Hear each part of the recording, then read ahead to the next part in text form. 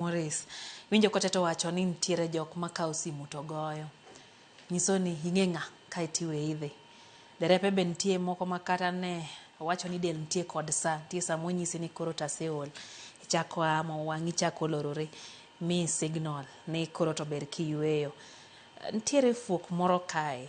Iseyo gweno koso iseyo gwang'. Sama ang' polisi osebiro idwa maki kadho chike mag apaya to ka to nitie ng'ama ing'eyo. Polis bende ang' wacho ni kare wawe idhi to nitie gima ibane kanyo. Bedo nade ka? Madam Lydia, kaduoki kanyo nitiere sana drepe mag VIP ng'enygi ok luw chike mag apaya mana dieri mantie kaluwore gi chenro mag tich. To samang polis osemaki to nego bed ni mano itieko kendi, ok ichak iriw gi jatelo. Ka in gi jatelo maber to onego bed ni simu mogone ni timo makosa ndara, onego bed ni enemo omiyo polis chik ni mondo kumi, mondo mi kony gi makiny nyalo kethre kiny. Omiyo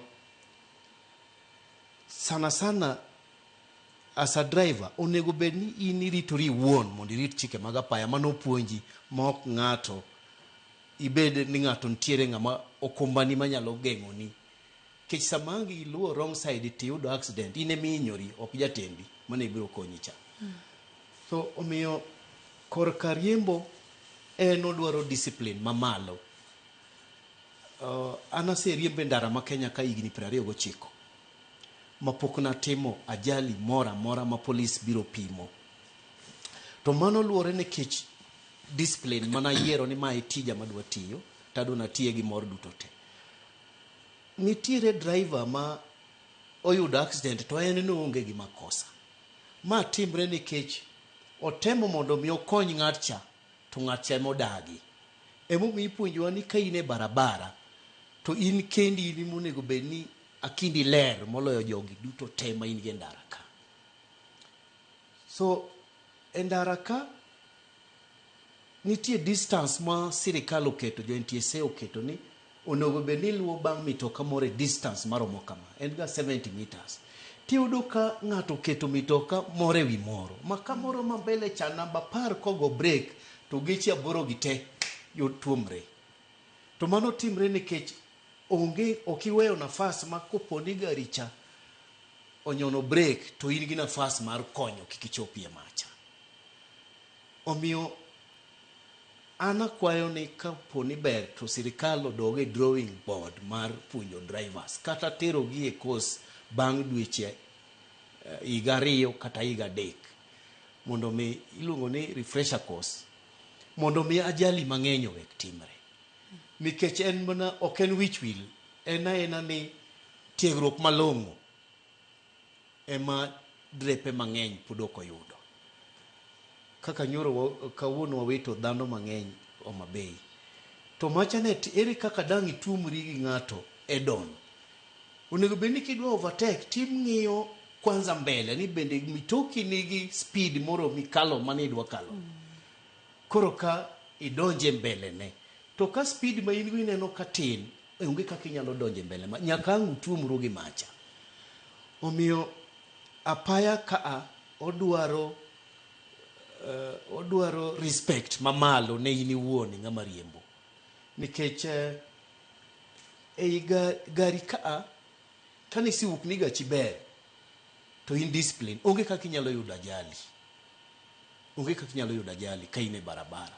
Samoro koth chwe, ka koth oyudi e ndara to wiper mari rach.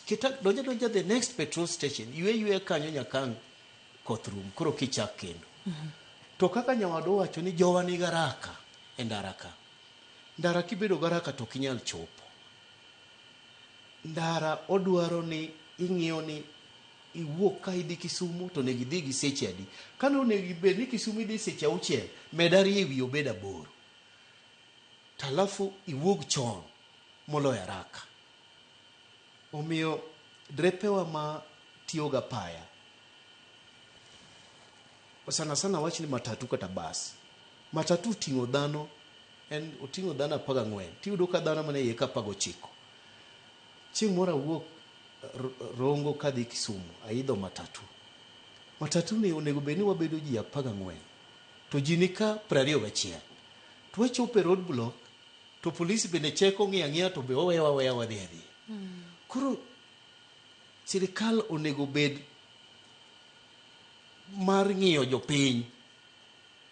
Gari oting'o ji 19 to kochopo kacha to yudo accident, joko tho te to kalo police road block. Koro ipenje to polisi gi ne gicheko ang'o? Onego bed ni polisi gi mikawo negi atua mokwongo ma okalo to yudo accident next. Omiyo kanyo to nyaw nitiere kuom police traffic. Mano adieri mantie. So ka gari oyudo accident, ikuongo ing'iyo ni gari ni bende no ber, gari yudo ka ne ber abera. To being ni ne iriembe e ng'wech mamalo to ji boting'o mang'eny, nyaka ang' weight no ing jariembo ma ji yudo ajali. Omiyo sirikal onego kaw joriembo migi e nengo moro mamalo, e tiegruok moro mamalo, mondo mi wakony apaya masiche matimore apaya wa ma Kenya.